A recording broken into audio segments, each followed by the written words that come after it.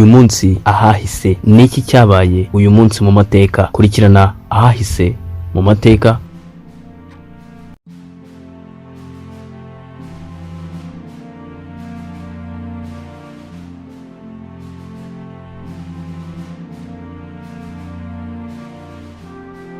Uyu munsi turi tariki 23 Gashyantare 2022.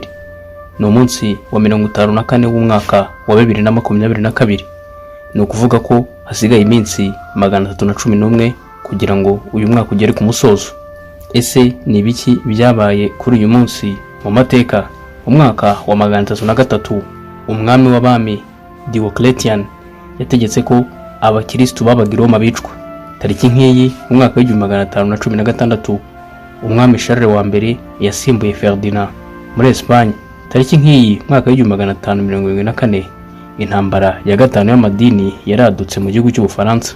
Umwaka w'igihumbi 1854 Ubwongereza bwemeye ku mugaragaro ubwigenge bwa Orange Free State, ubu iherereye muri Afurika y'Epfo. Ni leta icyo gihe rituwemo n'abantu bitwa Aboboaz bakomokaga mu gihugu cy'Ubuholandi bagiye gutura mu gihugu cya Afurika y'Epfo mu myaka ya kera. Mu mwaka wa 1822 Boston yahawe uburenganzira bwo kwitwa umujyi. Mu mwaka wa 1870 leta ya Mississippi yongewe mu zigize leta z'ubumwe za Amerika nyuma y'intambara yarwanywe hagati y'abanyamerika ubwabo. Mu mwaka wa 1861 leta ya Texas yabaye leta ya karindwi yikuye kuri leta z'ubumwe za Amerika irwanira ubwigenge bwayo.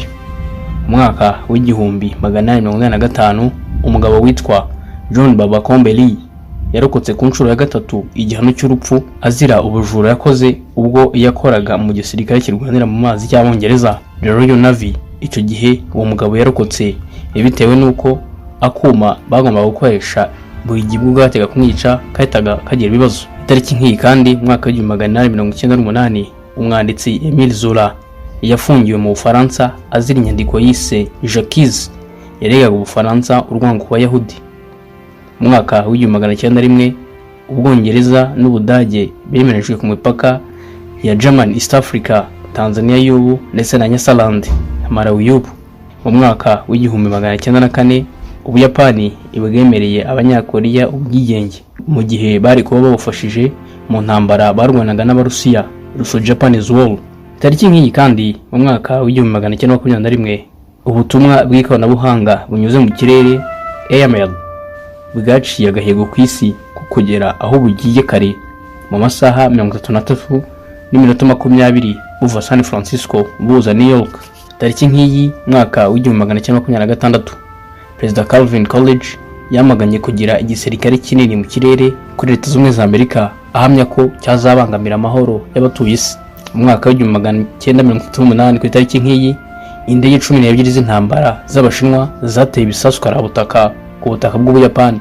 Mu mwaka wa 1942 ubwato bwo munsi y'inyanja sous-marin bw'Abayapani bwasenye ivomo rya peteroli muri California. Mu mwaka wa 1944 indege za gisirikare z'Abanyamerika zarashe ku birwa bya Mariana hari kuri mayiro 1300 gusa uvuye mu mujyi wa Tokyo.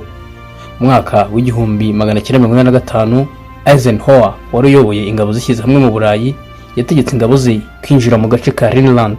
Tariki nk'iyi kandi mu mwaka wa 1945 abasirikare b'Abanyamerika bashyize ibendera ryabo ku musozi wa Suribachi uri mu kirwa cya Iwo Jima mu ntambara ya kabiri y'isi yose. Mu mwaka wa 1986 umujenerali w'Umuyapani witwaga Tomeyuki Yamashita yishwe amanitswe mu gihugu cya Philippines kubera ibyaha by'intambara yakoze mu ntambara ya kabiri y'isi yose. Tariki nk'iyi kandi mu mwaka wa 1947 amagana y'Abanazi barafashwe mu gace ka Frankfurt bafashwe n'ingabo za Leta z'Ubumwe za Amerika ndetse n'ingabo z'Abongereza. Tariki nk'iyi mu mwaka wa 1955 ibihugu 8 byakoze inama ya mbere ya Seattle Southern Eastern Asia Treaty Organization. Tariki nk'iyi kandi mu mwaka wa 1934 Abanyamerika ndetse n'Abongereza bemeye leta nshya yari igiye muri Zanzibar nyuma y'ikurwaho rya leta y'Abarabu bari baraturutse muri Oman. Tariki nk'iyi mu mwaka wa 1937 igisirikare cya Amerika cyagabye ibitero karabutaka hafi y'umupaka wa Cambodia mu ntambara barwanaga na Vietnam. icyo gihe bahigaga icyo bise Ho Chi Minh Trail, bahiga aba Viet Cong. Tariki nk'iyi mwaka w'1991 ingabo z'Abafaransa zinjiye mu ntambara yo mu butaka mu Kigobe zinyuze muri Saudi Arabia zitera igihugu cya Iraq zishaka kubohoza igihugu cya Kuwait. Tariki nk'iyi mu mwaka w'2000 umuhanzi ukomoka mu gihugu cya Mexique ariko kuri ubu w'umunyamerika Santana yegukanye icyarimwe Grammy Awards 8 gusa ntiyabasha guhuraho agahigo ka Michael Jackson